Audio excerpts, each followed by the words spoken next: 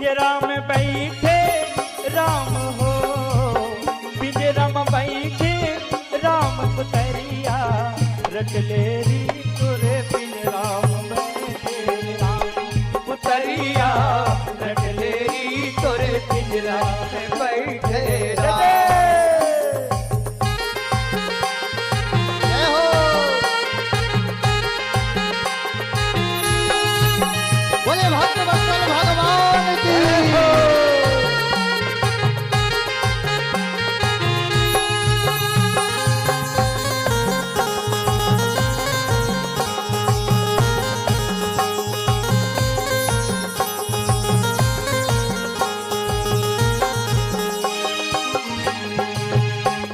प्रधान कर्म ही पूजा, कर्म प्रधान कर्म ही पूजा, कर्म प्रधान कर्म ही पूजा, कर्म प्रधान कर्म ही पूजा, कर्म प्रधान कर्म ही पूजा, कर्म प्रधान कर्म ही पूजा, कर्म प्रधान कर्म ही पूजा, कर्म प्रधान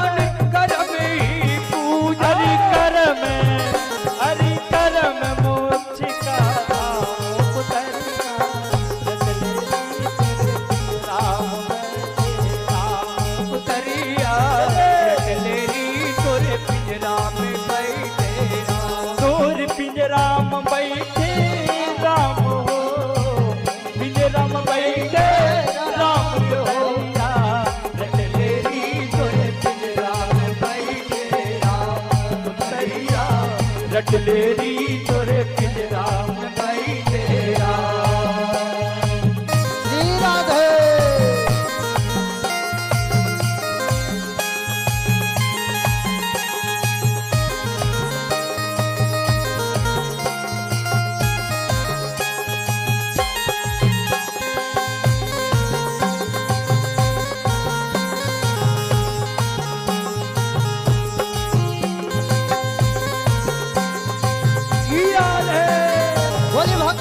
भगवान की हो।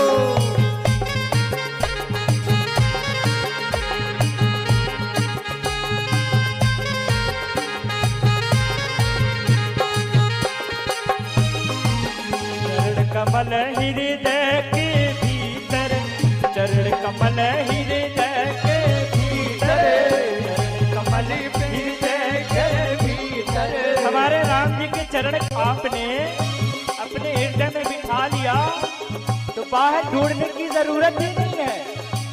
हमारे संत कहते हैं क्या, अरे चरण कमल हृदय के भीतर, चरण कमल हृदय के भीतर, चरण कमल हृदय के भीतर, चरण कमल हृदय के भीतर, चरण कमल हृदय के भीतर, चरण कमल हृदय के भीतर, अरे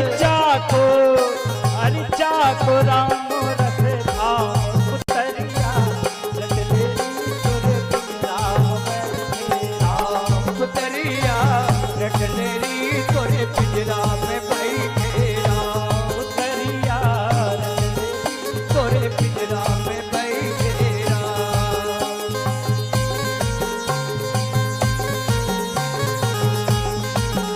श्री राधे भाव के साथ।